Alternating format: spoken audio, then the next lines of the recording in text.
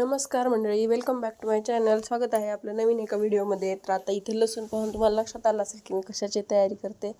तर आता वेळ अमावस्या आहे म्हणून मी ना लसूण सोलून घेत होते आणि खूप थंडी वाजत होती म्हणून उन्हाला बसले होते. आणि पार्कचं ना तिथं चाललेलं होतं माती खेळायची. आणि माती खेळताना म्हणजे लेकरं किती अनुकरण प्रिय असतात बघा ना. म्हणजे आपल्या ज्या ओरिजिनल ट्रॉली असतात त्यांना ते टेकवण्यासाठी एक छोटासा दांडा असतो, तसाच त्याने एक खेळ शोधून आणला होता. आणि मग तो म्हणत होता, मग हा इथं बसत नाही, मला बसवून दे. आणि मी म्हटलं माती खेळू नकोस, म्हणून मी त्याचं ऐकलंच नाही. तर त्यानं ना स्वतःच तो खिळा लावून त्याची ट्रॉली उभा करून गेला. आणि वेळ अमावस्या असल्यामुळं ना भरपूर सारा भाजीपाला वगैरे आणला होता आणि कडधान्य भाजीपाला लागणाऱ्या सगळ्या गोष्टी आणल्या होत्या.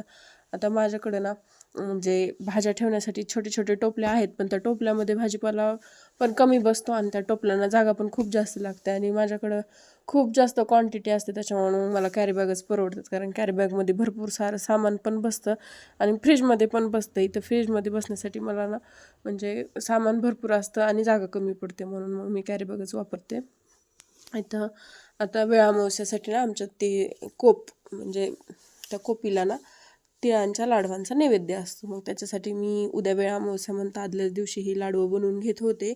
त्याच्यासाठी बघा, ज्या वाटीनं मी तीळ घेतलेत ना त्याच वाटीनं गुळ पण घेतला होता. सुरुवातीला तर तीळ भाजून घेतले, थोडेसे नॉर्मलच भाजले होते, जास्त कच्चे पण नाही आणि जास्त पक्के पण नाही, असे थोडेसे उडायला लागले की बंद केलं. आणि त्याच्यामध्ये ना सुरुवातीला तर मी 1 चमचाभर तूप घातलं बाइंडिंगसाठी.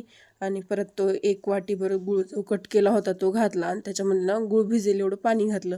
म्हणजे पाणी पण जास्त नाही घातलं, म्हणजे जर जास्त घातलं त्याला खूप वेळ आटवत बसावं लागते. आणि मग थोडं पाणी घातलं आणि असा म्हणजे गूळ शिजवून घेतला जोपर्यंत त्याला फेस येत नाही ना तोपर्यंत. आणि फेस आला की मग झाली आपली चाचणी. म्हणजे थोडीशी नॉर्मल गोळी बनायला लागली की मग मी ना त्याच्यामध्ये तीळ लगेच घालून घेतले.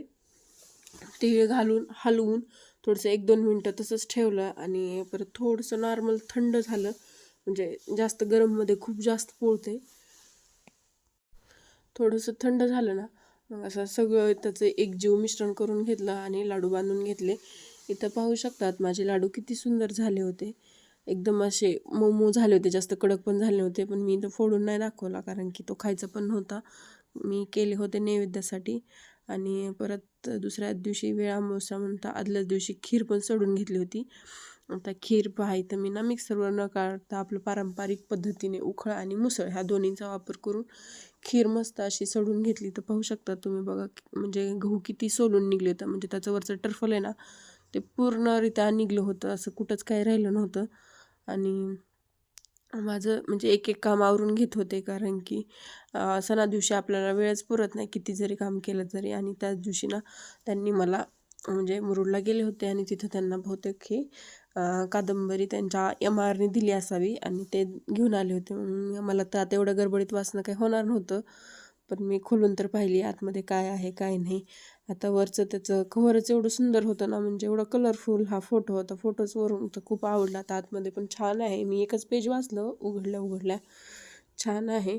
आणि खूप जास्त मोठी आहे बरं का ही कादंबरी, 939 काहीतरी पानांची आहे. आणि परत मी पाहत होते अनुक्रमणिका, तर छान आहे. म्हणजे सगळ्या कृष्णलीलाच आहे त्याच्यामध्ये. म्हणजे पूर्ण कृष्णांचं आयुष्य कसं गेलं, त्यांनी म्हणजे कुठं जन्म घेतला, कुठं राहिले, काय काय लीला केल्या, ह्या सगळ्या गोष्टी आहेत ह्याच्यामध्ये. अगदी त्यांच्या जन्मापासून मृत्यूपर्यंत. आणि इथं पाहू शकता तुम्ही बघा किती मोठी कादंबरी आहे. आता ह्याला वाचायला किती दिवस लागतील काय माहिती. आणि छान म्हणजे वरून तर कव्हर छान होतं, पण आतमध्ये एक पेज वाचलं ते पण छान होतं. आता पहा दुसरा दिवस उगवला दर्शवेळा अमावस्येचा. आता माझं सगळं झालं होतं आणि पूजा पण माझी सकाळीच झाली होती. फक्त आता ना तिथं पांडवांना नेण्यासाठी मी फुलं तोडत होते. आणि चला म्हणलं आता तोडते आहे तर तुम्हाला पण दाखव. मग मी माझं पूर्ण नैवेद्य वगैरे भरला होता. आता मला घरातून फक्त शेतामध्ये जायचं होतं. आता माझं घर आणि शेत एकदम जवळ आहे, एका पावलाच्या अंतरावर. घरातून पाऊल टाकलं की नीट शेतामध्येच पडतो. आणि इथं मी सगळं पूजेचं साहित्य वगैरे काढलं होतं. इथं पाहू शकता तुम्ही तिळाचे लाडू, पानाचा विडा, ओटी भरण, ब्लाऊज पीस, आरती, उदबत्ती, कापूर, हे पांडवांना लावण्यासाठी चुना, ह्या सगळ्या गोष्टी मी एकत्र केल्या होत्या कारण काही विसरायला नको म्हणून. आणि इथं मी शेतात जाऊन कोप वगैरे मांडली. नंतर पूजा वगैरे केली. आता शेतामध्ये सगळ्यात मोठा टास्क असतो ना दिवे पेटवणं. इथं पाहू शकता माझे सगळे दिवे पेटले होते आणि हवा खूप होती तरी पण मी असं खूप हे करून करून पेटवले आणि ते दिवे पेटलेले पाहून लय आनंद होते मनाला माहिती का. एवढ्या वाटोळीत दिवा लागतो असं एक म्हण आहे ना आपली, वाटोळीत दिवा, तसंच काहीतरी. आणि सगळे पेटले होते, असं नाही की कुठला नाही, आणि ते चालू पण होते. परत आमच्या शेतामध्ये ना एक देव आहे, त्या देवाला गेलो होतो आम्ही. आता असंच कोणी पण पूजा वगैरे करतात त्याला सहज असं ते शेंदूर वगैरे लावतात आणि ते अर्धवटच लावतात बघा. कुठंतरी एखादा टिकला लावलेला लावतात, मग कुठं डार्क दिसतो, कुठं फेंट दिसतो. मग मी गेले सुरुवातीला तर देवाला पाणी घालून सगळं धुवून घेतलं स्वच्छ. सगळं ती कोरडा शेंदूर वगैरे काढून टाकला. पुन्हा मग एक तिथंच कोणीतरी ब्लाऊज पीस ठेवला होता, मी काय घरून नेलं नव्हतं कापड. आणि परत वरून मला तेलामध्ये कालवलेला असतो ना तो शेंदूर, तो लावायचा होता, म्हणून मी अगोदर ते देवाला सगळं कोरडं पण केलं. आणि मग मी नेला होता ना तो गुलाल असा लावून घेतला पूर्ण देवाला, पूर्ण असं माकून घेतलं, कारण की कुठं राहायला वगैरे नको म्हणून. आणि कधीतरीच आपण ना रोज रोज कुठं देवा, आता घरच्या देवाची जशी पूजा होते तसं शेतातल्या कुठं देवांची होते, कधीतरीच म्हणजे दर्शवेळा अमावस्येला किंवा अमावस्येला किंवा कुठलं देवकार्य असेल तरच. मग अशा प्रकारे मी पूर्ण देवाला ना छान असं रबरबीत शेंदूर लावून घेतला, कुंकू वगैरे लावलं, परत दिवा बत्ती केली म्हणजे कापूर ते लावला. आणि ना मग परत पार्थला म्हणलं नारळ फोड. आता त्याला इकडं साईडला फोड म्हणलं होते पण तो ऐकतच नव्हता, तो तिथंच फोडायचं मला देवाच्या समोर. फोडलं, नारळ मस्त फुटला होता. आम्ही मग काय इथंच देवदर्शन केलं सगळं आणि आलोत घरी. आता घरी काय आम्ही दोघं जेवायला होतोच. आणि आमच्या घरातले ना म्हणजे तिकडे एका पाहुण्यांचा दिवस होता, तिकडे गेले होते, त्याच्यामुळे मी उगाच थोडासा लिमिटेड स्वयंपाक केला होता.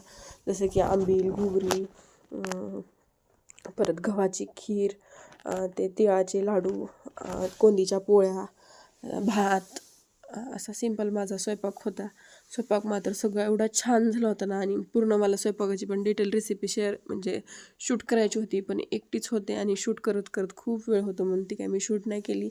मासवड्या वगैरे असा झाला माझा अमावस्येचा स्वयंपाक. असा ना मी म्हणजे एकदम परिपूर्ण स्वयंपाक वगैरे करून घेतला होता, असं सिंपल बटाट्याची रसा भाजी वगैरे.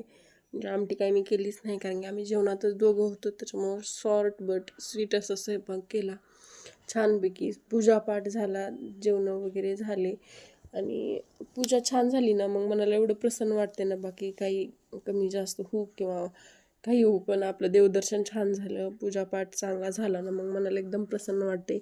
अशा प्रकारे अशी झाली माझी दर्शवेळा अमावस्या. ब्लॉग आवडला असेल ना लाईक, शेअर आणि सबस्क्राईब करायला विसरू नका. Thanks for watching.